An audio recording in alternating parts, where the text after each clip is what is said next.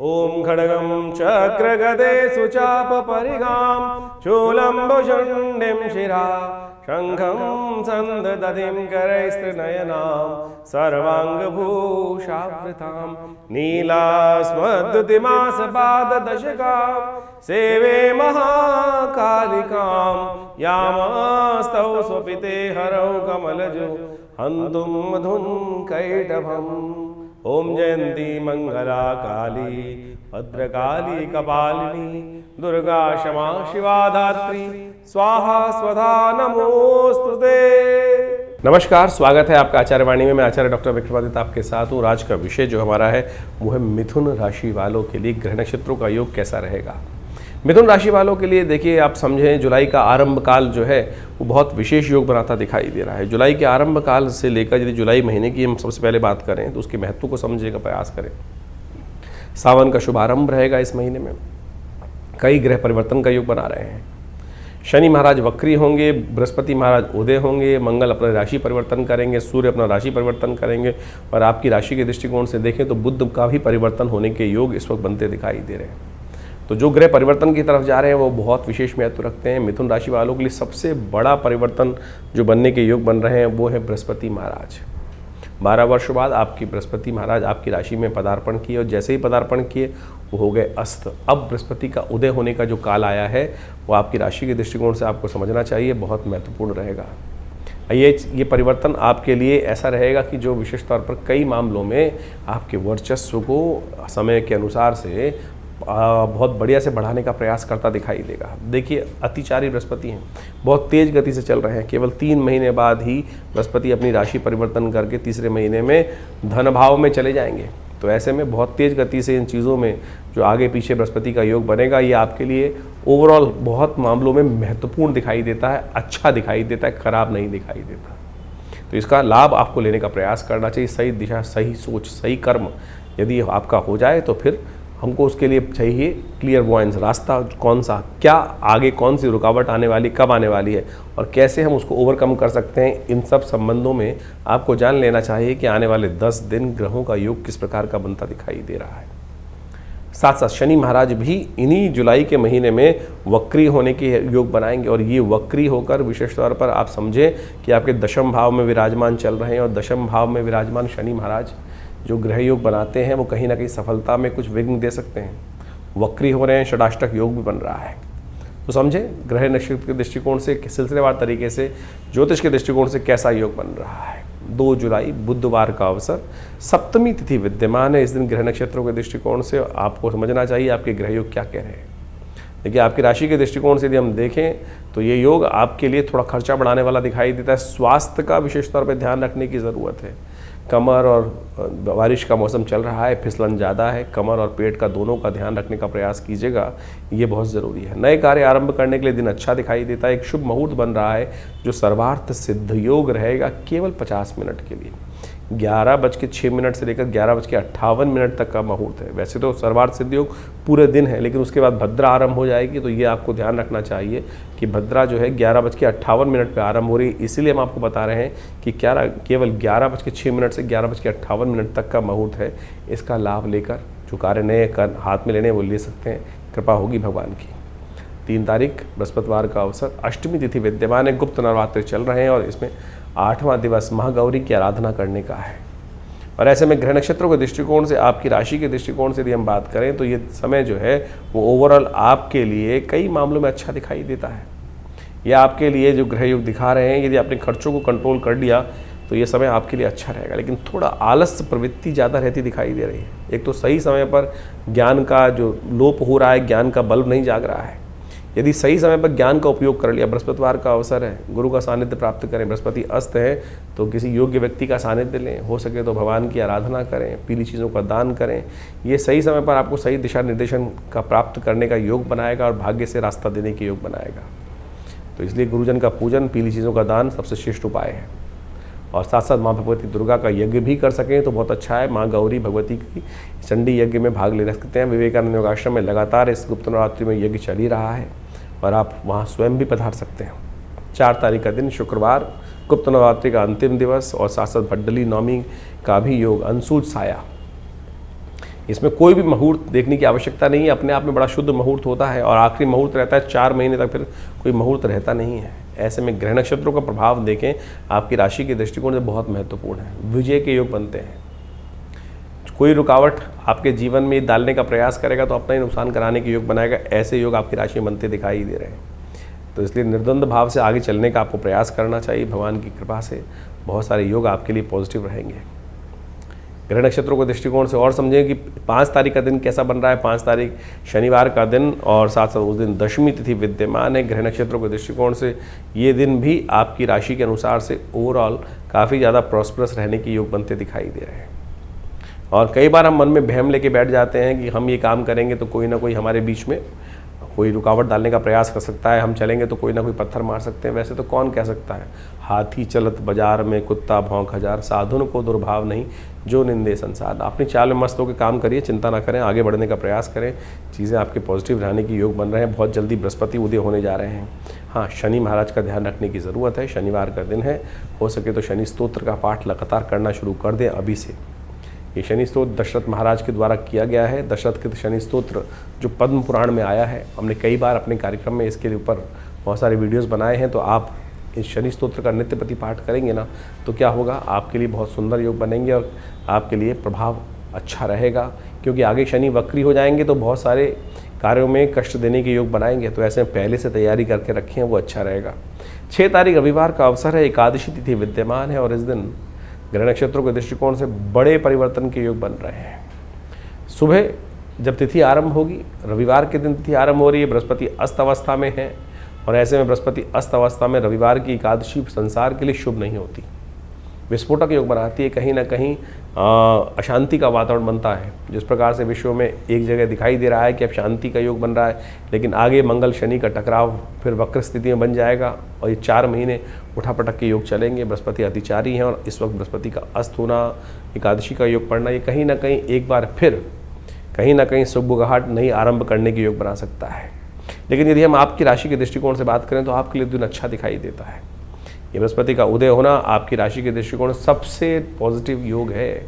ऐसे में कोशिश ये करें, भगवान विष्णु की सुंदर आराधना करें, उनको विशेष तौर पर तुलसी दल अर्पित करें, उनका स्नान कराएं, चरणामृत ग्रहण करें।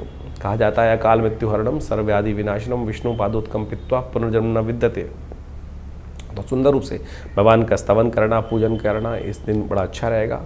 क्योंकि इसके बाद भगवान विष्णु की सत्ता जो है वो उसका दायित्व आ जाता है भगवान शिव के पास। तो इसलिए सावन का महीना जब आता है तो कहा जाता है कि नित्य प्रति भगवान की आराधना, शंकर भगवान की आराधना करनी चाहिए। जो 1 लोटा जल भी भगवान शंकर को अर्पित करेगा, भगवान उनके समस्त कष्ट हर लेते हैं। भोलेनाथ की ये कृपा है, तो इसका अवश्य लाभ लें पूरे सावन श्रद्धा से। हो सके तो भगवान का अभिषेक दूध से, दही से, घी से किसी प्रकार करने का प्रयास करें। जैसी ऐसी आवश्यकता हो, जैसे जीवन में कष्ट हों, उनके निवारण के लिए दूध से, दही से, घी से, खीर से, सब प्रकार से जैसे होता है। यदि कष्ट शत्रु दे रहे हो तो तेल से अभिषेक करें। यदि वाहन का सुख हो, घर का नया सुख प्राप्त करने का हो तो कहा जाता है दही से हवन करना चाहिए। यदि पुष्टि चाहते हैं तो दूध से भगवान का अभिषेक करना चाहिए। तो इस प्रकार से विभिन्न विभिन्न औषधियों से जो यज्ञ, जो अभिषेकात्मक यज्ञ किए जाते हैं वो समस्त मनोरथों को सिद्ध करने वाले होते हैं। 7 तारीख की हम बात करें, सोमवार का अवसर है, द्वादशी तिथि विद्यमान है। गृह नक्षत्रों के दृष्टिकोण से मन थोड़ा हल्का रहता है। स्वास्थ्य का ध्यान रखने की बहुत ज़्यादा ज़रूरत दिखाई देती है। स्वास्थ्य का विशेष तौर पर ध्यान रखने का प्रयास करें। कहीं अननेसेसरी की चिंताएं कुछ ना कुछ थोड़ा मन को कहीं ना कहीं फंसा सकती हैं। हो सके तो महामृत्युंजय मंत्र का जप करें, दूध का दान करें, चावल का दान करें, यह आपके लिए सबसे श्रेष्ठ उपाय है। और यदि ये दान आपकी राशि के दृष्टिकोण से हम देखें तो आप देखें इसमें वामन पूजा रहती है। श्रेष्ठ मंदिर में जाकर किसी श्रेष्ठ जन को देने का प्रयास करें। वामन पूजा है, ब्राह्मण को देने का प्रयास करें, वो आपके लिए सबसे श्रेष्ठ रहेगा। 8 तारीख मंगलवार का अवसर, त्रयोदशी तिथि विद्यमान है। भौम प्रदोष का योग बन रहा है। ग्रह बहुत जल्दी परिवर्तन की तरफ जा रहे हैं, लेकिन ये दिन आपके लिए थोड़ा सा ज़्यादा ध्यान रखने योग्य रहेगा। छोटी छोटी बातों में कहीं ना कहीं मन में कुछ शंकाएं, कच्चा कच्चा मन रहता दिखाई दे रहा है। भौम प्रदोष है, मंगल को शक्ति देने का प्रयास करें, वो बहुत अच्छा रहेगा। सुबह सुबह यदि हो सके तो इस दिन भगवान शंकर के को विशेष तौर पर गुड़ के जल से स्नान कराएं, अभिषेक करें। और हो सकता है यदि ऋण में कष्ट आ रहा हो, जीवन में कष्ट आ रहा हो, तो ऋण मोचन स्तोत्र का पाठ करना भी संपूर्ण रूप से कल्याणकारी रहता है। 9 तारीख बृहस्पतिवार का अवसर, चतुर्दशी तिथि विद्यमान है और ग्रह परिवर्तन की तरफ चले गए। ये परिवर्तन जो योग बना रहा है वो आपके लिए बहुत बढ़िया बना रहा है। नए उत्साह के साथ आपका ये सूर्योदय होता दिखाई दे रहा है। संत महात्माओं का आशीर्वाद जरूर लीजिएगा, क्योंकि इस दिन से चतुर्मास आरंभ हो रहा है। कहा जाता है 4 महीने तक संत एक ही जगह रहते हैं और जहाँ संतों की सेवा होती है, संतों के पदार्पण होते हैं, वहाँ आनंद ही आनंद हो जाता है। संत जहाँ से चले जाते हैं वहाँ कहीं ना कहीं कष्ट होने के योग बन जाते हैं। इसलिए बड़े भाग्य से संतों के दर्शन होते हैं। चतुर्मास के अवसर पर विशेष तौर पर जितनी सेवा प्राप्त करने का योग बने उसको सहर्ष लेने का, स्वीकार करने का आपको प्रयास करना चाहिए। ग्रह नक्षत्रों के दृष्टिकोण से यदि हम समझें आपकी राशि में कैसे योग बन रहे हैं वो भी आप समझ लीजिए। 10 तारीख के दिन बृहस्पतिवार का अवसर है, पूर्णिमा तिथि है और उस दिन गुरु पूर्णिमा का योग, बृहस्पतिवार के दिन इस बार गुरु पूर्णिमा का योग बन रहा है, सत्यव्रत का योग बन रहा है। ये बड़ा शुभ है। आपकी राशि के दृष्टिकोण से यदि हम देखें तो ये समय आपके लिए पूर्वाभास को अच्छा बढ़ाता दिखाई देगा। बहुत सारी चीज़ों में मनोमस्तिष्क में कुछ नए विचार भी आते दिखाई देंगे। उन विचारों को थोड़ा ध्यान देने की ज़रूरत है। और यदि अंधकार हो जीवन में तो गुरु के सानिध्य में जाकर आप समस्त प्रकार के कष्टों को दूर करने के योग बना सकते हैं। ये बहुत सुंदर समय होता है गुरु पूर्णिमा का। आषाढ़ के महीने में जब बादल में रात्रि में चांद निकलता है तो कभी जीवन का सत्य सामने सिखाता है कि जीवन में चांद जिस प्रकार से बड़े सौम्य तरीके से निकलता है, कभी बादलों के आगे आ जाता है, कभी ज्ञान लोप हो जाता है, कभी ज्ञान सामने आ जाता है। तो ऐसे में उस अज्ञानता के समय में गुरु का सानिध्य लेने से समस्त प्रकार के कष्टों से निवारण करने का योग बन जाता है और चंद्रमा की रोशनी और सुंदर तरीके से प्रदीप्त भाव से आगे निकलती है। तो ऐसे में कोशिश करें सुंदर रूप से भगवान का पूजन, गुरु का पूजन अवश्य करें। और उसके अगले दिन से तो सावन आरंभ हो रहा है। ये सावन का पूरा महीना भगवान की कृपा के लिए अद्भुत है। भगवान विष्णु शिष्यया पर विश्राम में गए हुए हैं और साथ साथ सत्ता शिव के हाथ में है। तो जो नित्यपति भगवान का अभिषेक करेंगे उनके संपूर्ण मनोरथ सिद्ध होने के अद्भुत योग बनेंगे। हमने विवेकानंद योगाश्रम में पूरे महीने, इस सावन के महीने में रुद्राभिषेक यज्ञ का, रुद्र यज्ञ का, साथ साथ अभिषेकात्मक यज्ञ का सुंदर कार्यक्रम रखा है। पूरे 30 दिन तक विभिन्न औषधियों के द्वारा रुद्राभिषेक चलेगा। रुद्राष्टाध्यायी के द्वारा आप सब उसमें सम्मिलित हो सकते हैं। सादर आपको आमंत्रण है।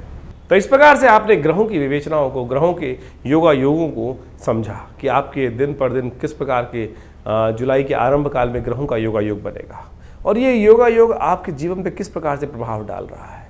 देखिए, ये तो योग जो है वो हमेशा बनते आते हैं और उन योगों का प्रभाव तो आपकी राशि के दृष्टिकोण से, आपके लग्न के दृष्टिकोण से पड़ता ही है। सबसे पहले ये हमको समझना चाहिए कि हमारी राशि मुख्य है या लग्न की राशि मुख्य है या सूर्य की राशि मुख्य है। क्योंकि सबसे ज़्यादा प्रश्न जो इस वक्त हमारे चैनल पर लोगों के द्वारा पूछे जा रहे हैं या किसी भी ज्योतिषी कार्यक्रम को देख के लोगों के मन में उठता है वो यही है कि मैं अपनी राशि कौन सी देखूं। देखिए, मुख्यतः सबसे ज़्यादा प्रमुख राशि जो होती है जहाँ चंद्रमा विद्यमान होता है, जहाँ चंद्रमा आपकी राशि में पहुँचा हुआ है वही राशि मुख्य मानी जाती है। गोचर के दृष्टिकोण से उस राशि का महत्व ज्योतिष के दृष्टिकोण से सबसे ज़्यादा माना जाता है। लेकिन हमारा एक ऐसा मानना है और हमने प्रत्यक्ष रूप से ज्योतिष के अंदर देखा कि वो पूरी जन्मपत्री को कई स्वरूप में देखा जा सकता है और उन सब चीज़ों को अच्छे से देखने के बाद फिर ज्योतिषी ही ये को देखना चाहिए कि आपके ऊपर कौन सी राशि के अनुसार से किस प्रकार से ग्रहयोग फलीभूत हो रहे हैं। कई बार चंद्र राशि फलीभूत होती है और कई बार लग्न राशि फलीभूत होती है। वो ग्रहों पे के योग के ऊपर निर्धारित होता है कि ग्रहों के योगायोग किस प्रकार से, किस व्यक्ति के दृष्टिकोण से कौन से ग्रह कार्य कर रहे हैं, कौन से ग्रह सुप्त अवस्था में है, कौन से ग्रह जागृत अवस्था में है, कौन से ग्रह स्वप्नादि अवस्था में है। तो इन सब चीज़ों की विवेचना करने के बाद फिर ये निर्धारित किया जाता है। चंद्र राशि वैसे फिर भी आप सही तरह से देख सकते हैं। आपके जन्मपत्री के अनुसार से चंद्रमा जिस राशि में विद्यमान है उसको चंद्र राशि बोला जाता है। उसके अनुसार से आप देखेंगे तो आपका फल बिल्कुल मैच होगा। लेकिन नाम राशि बहुत सारे लोगों को जन्मपत्री पता ही नहीं होती। उसको तो एक और तरीका होता है कि नाम के दृष्टिकोण से, कि आपका नाम जिस अक्षर से निकल रहा है, अवकाश हड़ा चक्र के अनुसार से, उसके अनुसार से आपका नाम के जो पहला अक्षर है, नाम अक्षर जिसको बोला जाता है, उसके अनुसार से भी आप राशि देख सकते हैं। लेकिन सबसे मुख्य तो वही होगा कि जो चंद्र के अनुसार से आपकी राशि बन रही है, उन सब चीज़ों को अच्छे से देखकर फिर हम अच्छे से जान सकते हैं भविष्य के दृष्टिकोण से। कई बार गोचर के दृष्टिकोण से आपके ग्रह योग बहुत अच्छे आ रहे हैं और ये प्रश्न बहुत ज़्यादा एक कॉमन प्रश्न हो चुका है इस वक्त और सही भी औचित्य रहता है कि आपके गोचर के दृष्टिकोण से तो आपके ग्रह बहुत अच्छे लग रहे हैं, लेकिन काम उतना नहीं हो रहा है कि जितना, क्योंकि 12 राशि के अंदर पूरे विश्व को बांटने का जो एक प्रयास किया जाता है, लेकिन उसमें समझने की आवश्यकता यह है कि आपकी मूल जन्म पत्री में ग्रहों का प्रभाव किस प्रकार से बना हुआ है। गोचर के दृष्टिकोण से वृष्टि हो रही है, संसार में बारिश हो रही है, तो सब जगह एक ही प्रकार का पानी पड़ रहा है। यानी एक बहुत बड़े क्षेत्र में जब बारिश होती है तो बारिश तो एक ही प्रकार की हो रही है, लेकिन हर एक की स्थिति, हर क्षेत्र की स्थिति अलग है। कहीं कोई पहाड़ी पर है तो वहाँ पानी रुकेगा नहीं, कहीं कोई गड्ढे में है तो सारे क्षेत्र का पानी वहाँ आ जाएगा, वहाँ सारी विपदाएं घिर जाएंगी। तो यानी ये आपकी जन्मपत्री, मूल जन्मपत्री पर आपके मूल कर्मों के अनुसार से जो लेखा जोखा आप लेकर बैठे हैं, पूर्व जन्म के अनुसार से जो आए हैं बनाकर, उसके अनुसार से भी डिपेंड करता है कि मूल जन्मपत्री में कौन से ग्रह योग किस प्रकार के बन रहे हैं और कौन सी दशाएं चल रही हैं किस प्रकार की। तो आप सबसे पहले अपनी जन्मपत्री को अच्छे से चेक कराएं, क्या स्थिति मच रही है, क्यों आपकी जन्मपत्री में उतने लाभ नहीं हो रहे हैं जितने लाभ होने चाहिए। ज्योतिष एक बहुत शोध का विषय है और हमारे ऋषि मुनियों ने काल गणना को बहुत विशेष तौर पर समझकर इनकी विवेचनाएं उपस्थित करी हैं और उसी समझ का, उसी ज्ञान विज्ञान का लाभ लेते हुए ज्योतिष की जो गणनाएं हैं उनको समझकर उसके द्वारा भविष्य को समझने का जो कार्य किया जाता है वो ऐसे नहीं है। कई बार हमने हजारों जन्मपत्रियों में इस प्रकार से देखा है कि जैसा जो घट रहा है वो सामने, जो चीज़ सामने दिखाई दे रही है गुण योगा योग के अनुसार से वही घट रहा है, बिल्कुल उसी प्रकार से। तो यदि कष्ट का निवारण चाहते हैं, कष्टों को भगाना चाहते हैं, तो जन्मपत्री को सही से समझकर और उसके अनुसार से उसके भविष्य के दृष्टिकोण से जो आपके लिए खास ज़रूरत है। देखिए, बड़े भाग्य मानुष तन पावा, बड़े भाग्य से मानुष तन मिलता है और ऐसे ही नहीं दुख में निकालने के लिए है, इन दुखों को समाप्त करने के लिए एक दिशा पकड़ने की आवश्यकता है, दिशा बदलने की आवश्यकता है। दशा स्वयं बदल जाएगी। दिशा किस प्रकार से पकड़ी जाए, किस मार्ग पे चला जाए, चलना ही तो है। और चलना यदि गलत मार्ग पे होगा तो गलत तरफ हमको लेके जाएगा, सही मार्ग पकड़ लेंगे तो सही तरफ चलते चले जाएंगे। तो यही जो दिशा हमको ज्ञान विज्ञान के माध्यम से मिले तो वो विशेष तौर पर हमारे जीवन में कल्याण का मार्ग बना देती है, सही रास्ता हमको दिखा देती है। तो आप अच्छे से समझें आपकी जन्मपत्री में कौन से ग्रह योग किस प्रकार के हैं। गोचर के दृष्टिकोण से तो हम बता ही रहे हैं आपकी राशि में किस प्रकार के योग बन रहे हैं। और इस वक्त आषाढ़ के महीने के अंतिम अवसर पर जो ग्रहों का योगा योग बनकर तैयार है वो आपने अच्छे से देखा। शनि महाराज अब अपनी राशि को में जो बदल कर पूरे स्थिर हो चुके थे, फिर वक्री होने जा रहे हैं। इसी जुलाई में वो वक्री हो जाएंगे और जिस भाव में चल रहे हैं कहा जाता है वक्री ग्रह और ताकतवर हो जाता है। षडाष्टक योग शनि मंगल का बनकर, शनि के साथ मंगल का जो तैयार हो रहा है वो कहीं ना कहीं फिर एक विश्व में उपद्रव की जो चिंगारी है उसको भड़का सकता है। जो लोग कह रहे थे कि शांति हो गई है, ये पुनः शनि महाराज वक्री होने के बाद 4 महीने वक्री रहने वाले हैं शनि महाराज। अच्छी बात यह है कि बृहस्पति उदय हो रहे हैं। बृहस्पति जो उदय हो रहे हैं वो एक बहुत अपना शामक प्रभाव, अतिचारी बृहस्पति, जैसे ही पिछले करीब करीब मई में परिवर्तन किया था उसके बाद परिवर्तन करते ही कुछ दिन बाद ही वो अस्त हो गए सूर्य के सन्निकट आने के कारण से। अब पुनः वो जागृत हो रहे हैं, उदय हो रहे हैं और अपना प्रभाव पूरी तरह से दिखाएंगे। हमने आपकी राशि के दृष्टिकोण से उस पूरे के पूरे जो रास्ता है बृहस्पति और शनि महाराज के, वो सब आपके समक्ष तथ्यात्मक तौर पर रखने का प्रयास किया है, उसको आप अच्छे से समझ लें। और फिर भी कोई प्रश्न मन में यदि आ रहा हो तो चिंता ना करें, हम आपके साथ हैं। यदि आप खुद मिलना चाहते हैं आश्रम पे तो रविवार को हम मिलते ही हैं हर व्यक्ति के साथ। सुबह 8 बजे से लेकर करीब करीब जो 10 साढ़े 10 बजे तक विशेष कार्यक्रम रहते हैं, उन सब में बहुत सारे लोग आकर यज्ञ में सम्मिलित भी होते हैं और माँ भगवती का आशीर्वाद भी लेते हैं और अपने प्रश्नों का निवारण भी जान लेते हैं। और यदि बहुत दूर है तो फ़ोन पे आयुष जो आप विशेष तौर पर अपॉइंटमेंट्स का प्रोसेस है, आप फ़ोन नंबर चल रहे हैं उन पर संपर्क साध कर अपने प्रश्नों का निवारण जान सकते हैं और उस उपायों को कर कर आप अच्छे समस्याओं को दूर करने का योग बना सकते हैं। तो ये राशिफल हम लगातार आपके साथ रहते हैं और बहुत सारे अलग अलग जो ज्योतिष की गणनाओं के माध्यम से विभिन्न ग्रहों का परिवर्तन होता है, उन सब के समस्त सिद्धांत आप तक पहुंचाने का प्रयास करते रहते हैं। तो इन सबको समझें, जीवन में सही मार्ग को पकड़ें, सत्य मार्ग को पकड़ें और फिर आगे चलने का प्रयास करें तो अच्छा रहेगा।